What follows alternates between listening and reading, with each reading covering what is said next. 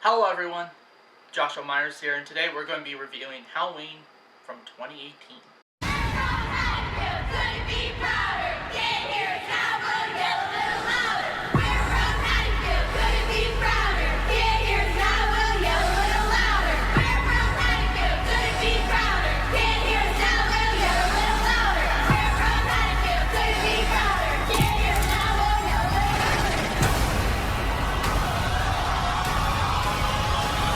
Happy Halloween, Michael.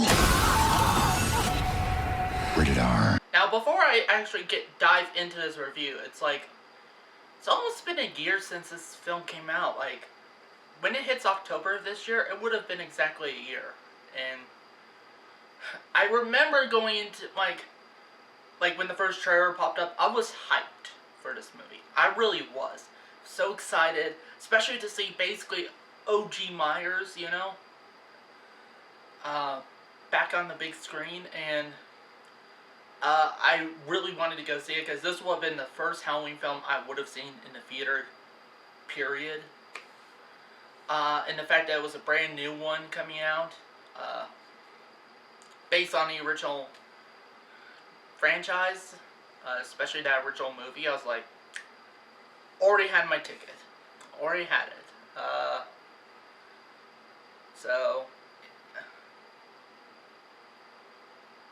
And me and Josh went to see this in the theater when it came out. It was the first time he's seen a Halloween movie in the theater.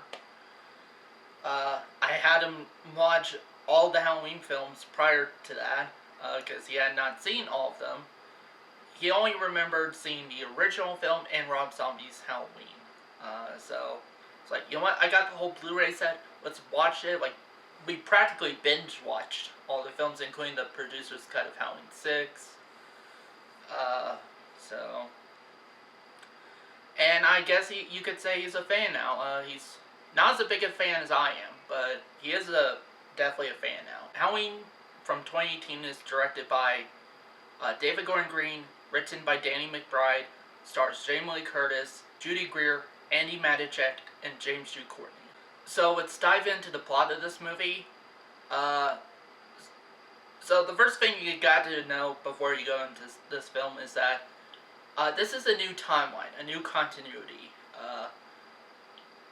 It only acknowledges the first movie. So Halloween 2, for Rob Zombie's Halloween 2, all those 9 movies scrapped. It's basically starting completely fresh. To basically get rid of some of the shit throughout the franchise. So keep that in mind. So basically the story, this takes place 40 years after the events of that fateful night in Halloween on October 31st, 1978. Michael Myers has been locked up in Smith's Grove Sanitarium ever since.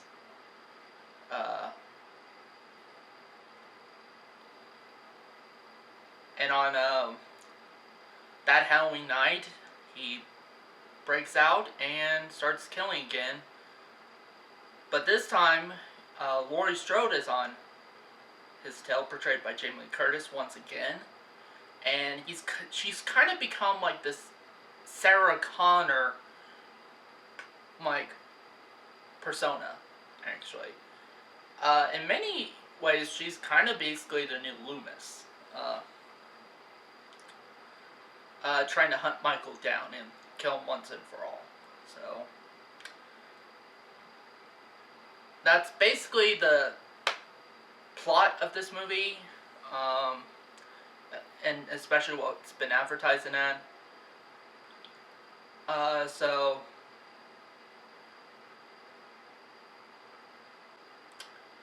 Now, what did I like about this movie? Well, honestly, for me, the two things they got right was Michael Myers, was Laurie Strode. I think they handled her character really well. Jamie Lee Curtis put a really good performance into this movie. She kind of portrays it as somebody who went through post-traumatic stress, and I think they nailed that. She gives definitely an emotional performance in this. You really feel what her character has been through over the years. Uh, and you kind of really get why she's this fucked up.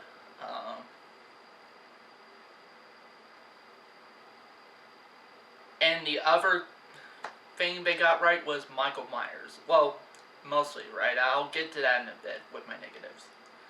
But overall, James Jude Courtney as Michael Myers nailed it for the most part.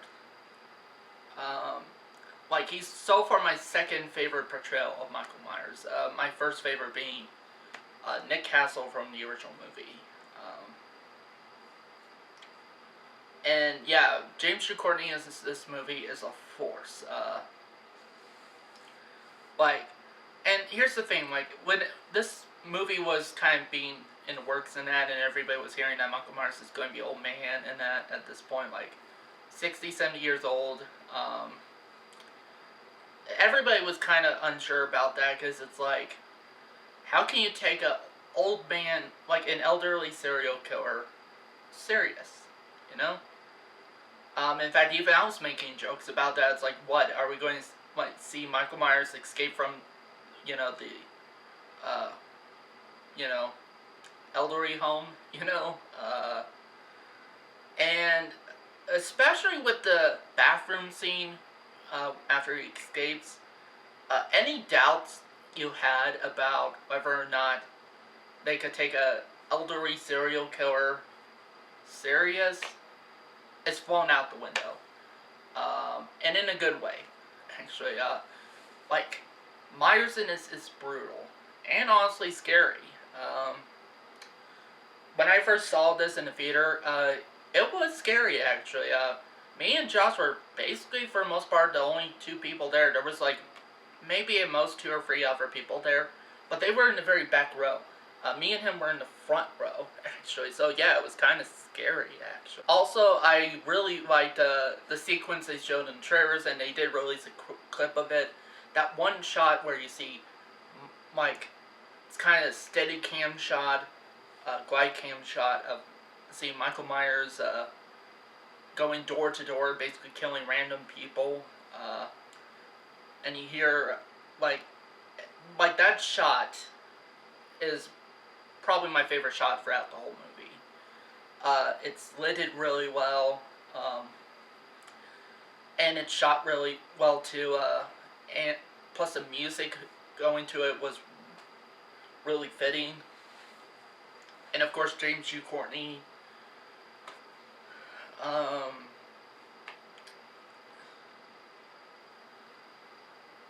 I also did like the character, like Laurie's granddaughter Alison. I thought, especially the kind of chemistry they, like, her and Jamie Lee Curtis had.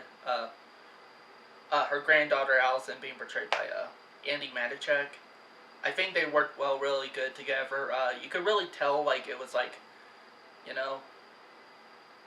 like, there's like a family bond there between the two. So, yeah, I thought she did a really good job in this. I also really liked the character of Officer Hawkins. I forgot who portrayed him, but he was a really good character, and honestly, I think he should have been the sheriff.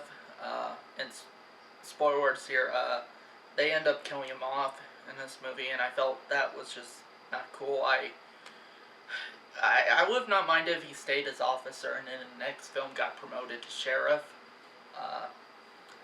But I really felt like if they were going to kill him off, I think he should have been the sheriff of this town. I would have loved to see him in Halloween Kills and Halloween Ends, but nope.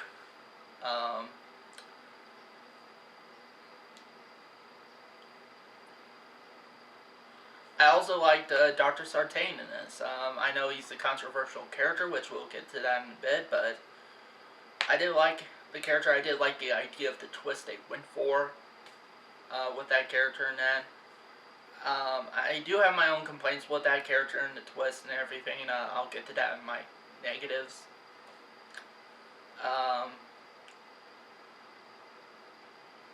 Yeah, so Also, I thought the ending for the most part was pretty good. I also have some issues with that ending. Um, oh, and the music by John Carpenter. And the music by John Carpenter, his son Cody Carpenter, and his godson Daniel Davies did an amazing job with the score. Actually, it's like my favorite Carpenter scores is the original Halloween and this one so far.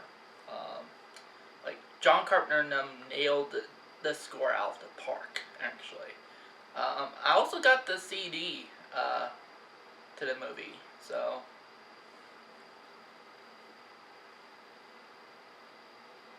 Now, on to my negatives. And this is a film where if I keep on watching it, I spot more and more negatives. So, and I noticed some negatives within, like, when I first saw this in the theater. So, I've noticed some more since then. But, the first negative I have is, honestly, Judy Greer as Karen. I felt like with the character they were trying to come up for her, like somebody who was like traumatized and that by like just by what her mother, Laurie Strode, like all the things she put on her, and that I felt like Judy Greer should have gave a much more emotional performance than what she did. And also I felt like there was some points in the movie that I felt like line delivery with her was a bit cringy, honestly. Like, yeah, like, didn't really do a good job delivering those lines. In fact, one person I felt like could portray that role really well, somebody I know is more invested in this franchise than even I dare say Jamie Lee Curtis, actually, and that's Danielle Harris. Jamie Lloyd from Halloween 4 and 5. She was also in the Rob Zombie films. I felt like she probably would have done a much better job as the character of Karen than Judy Greer. She definitely would have gave a much more emotional performance. So, but that's just my opinion. The only time I felt like Judy Greer did a good job was that, spoilers, that twist at the end where she was faking, being scared and that just to lure Myers out into the open so she could take the firing shot. That was the only time I felt like her performance was really strong there. So, also, I have a problem with one of the twists in this movie, and that's and with one of the characters actually. Even though I do like this character and I do like the idea of the twist, I just felt like it went nowhere, and that's with Dr. Sartain and what happened with him in this movie. I just felt like the way they handled it, it just was kind of wasted. It basically felt like just their way of having Michael go from point A to point B, and that was it, and then they had Michael kill him off. So I felt like they should have kept Dr. Sartain alive, at least for Halloween Kills, and just imagine that, really. Like, that could have been two potential threats in this movie. Not only did you have to worry for the characters about Myers, but you also had to worry about Dr. Sartain, too. So yeah, I think they should have not killed him off. Just like how I felt like they should have not killed Officer Hawkins off, but the rest of my complaints really involve stylistic choices. For one, I think they played too much with showing Myers without his mask. Because there's a lot of points in the movie where you can actually pause and really see what he 100% looks like. And I don't mind it as much as if you shoot it to where you can't really see any facial details or anything like that. And B, if you shot it in very low lighting, Um, so I think they played around with that a bit too much. Because also I had a problem with the fact that they showed a lot of gore and blood in this movie. And here's the thing, I don't have a problem with blood and gore in movies. I don't. I do think it's a cheap move, actually. I'm more so kind of a bloodless style guy. The original Halloween had no gore, no blood even. It was completely bloodless. In fact, if you were to go back and watch the original, you actually could see that. And it worked really well. It worked even, I think, better than with this film. And if it was trying to keep, like, the consistent style of the original movie, since this was supposed to be, like, the true definitive sequel to the original, if I directed this movie and I probably would have had there be no blood and no gore. That's for sure. I also didn't like certain lighting choices, especially during the night scenes, especially. There were some moments that were good, especially the scene where you saw Myers going door to door, killing random people. That was good, actually. I wish I could have seen a lot more of that in this movie with the lighting. But you really don't, especially in outside shots, so.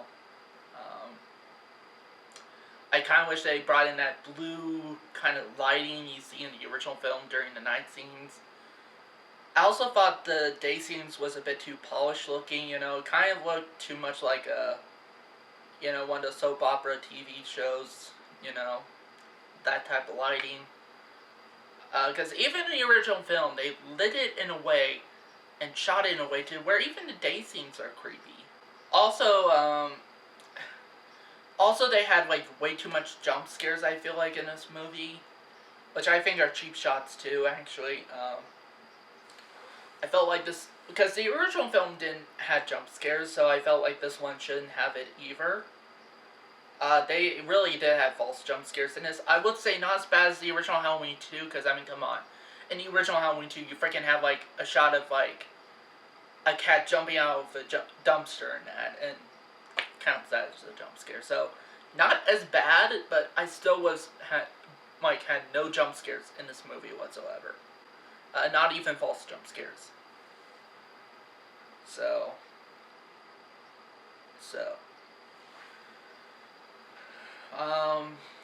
What else? I also, even though I really liked the ending, I felt like it could have been much stronger. For one thing, honestly, I felt like it would have been better if they killed off Laurie Strode. Not to say I wanted to see her dead. No. It's just, I felt like it would have made the, like, story of this film much more powerful in that, you know, especially, if, like, both her and Myers went down in that, and then, of course, Myers survived, because we got sequels, and, that would have made the sequels even more powerful, because it would be like, how would that affect, Karen and Alison, you know? And yeah, I think that's what they should have done. And in fact, that's what they were originally going to do, but it tested poorly with test audiences, and honestly, I don't like test audiences, especially the ones that Halloween franchise people get. I mean, like you had from Halloween 6, like, a test audience of, like, nothing but 14-year-old boys and that, and one of them just said the ending sucked, and that's why there was reshoots, and therefore why we have the theatrical cut instead, shown in theaters. You also have test screenings for Halloween Resurrection where people, like, they were originally going to kill off Busta Rhymes, and they decided not to because test audiences didn't like that because Busta Rhymes was their favorite character. I'm like, seriously, where do they get these test audiences? Like, really? So yeah, I don't, especially with the Halloween franchise, I don't trust their test audiences, really. So this is going to be different, actually, with my rating, because I honestly don't know where to put this film in rating now. So I'm going to give it 2 different ratings. So, and yeah, because I don't know which rating to pick for this movie. So the 2 ratings I'm going to give this film is 3.5 out of 4 star and 4 out of 5 stars. I mean, it's tough for me. I did like this movie overall, but there's a lot of problems with it. I noticed stuff I probably would have not had in there. So, but I'm still excited for Halloween Kills and Halloween Ends. I'm definitely going to probably see those in the theater, review them. Also, just some quick updates here. I'm still rendering my review of Mine and Chase. I'm still rendering Mine and Chase review of The Lion King from 2019. So it's been taking about, I would say, a day to render. Yeah, I probably need to get a new laptop. And also, I got some DVDs here. So this is going to be a review slash update and DVD collection update video. So I got all these movies at the pawn shop for $2 total. So the first one I got here is Terminator 3: Rise of the Machines. I have not seen this one yet. I've only seen the first 2. In fact, you could check my review for Terminator 2 Judgment Day in the link below. This is where I heard the franchise started to go in the shit pile. So I guess I'll have to see about that. Maybe I'll do a review of this one. So there's that. This one I actually got for free because it was missing a disc. It's a 4 film set initially, and that's of the Batman movies. So it's missing the one for Batman and Batman Returns, but I just was only mainly looking for Batman Forever and Batman and Robin because I could borrow the first 2 from my brother Harrison. So I just needed the last 2. So. And this franchise is another one that's being requested by Robbie Clark, so he wants me to review all the Batman movies, so I'm going to be doing that for you at some point, so.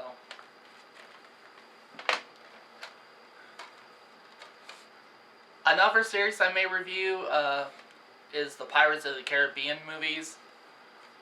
There was one film I was missing, because Harrison has the first 3...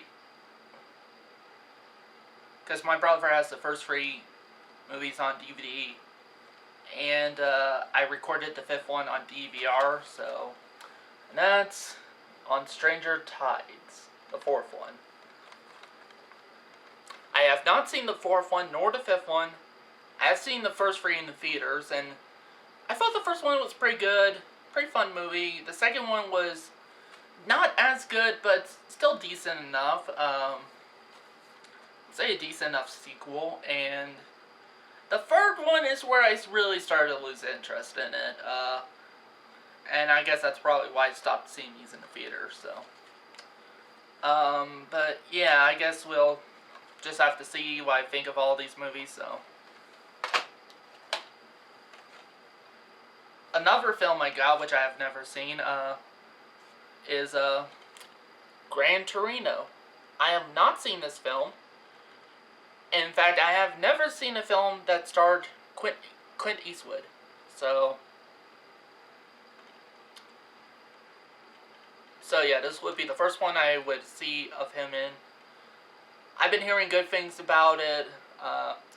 My friend Amanda, she saw it. It was really good. So yeah, Gran Torino there. I also picked this up. I already had this film on DVD, but I was missing the case and that to it. So I'm probably going to give the DVD, like the other version of it, to either Amanda or Harrison, either Amanda or one of my brothers. I don't know. And that's the Friday the 13th remake. I really only bought this just for the case. in the cover. Because like I said, it was missing, the disc I had of this was missing both of these, so yeah, that's the only reason I bought that. So. And it was $1 anyway, so it's like, what the hell.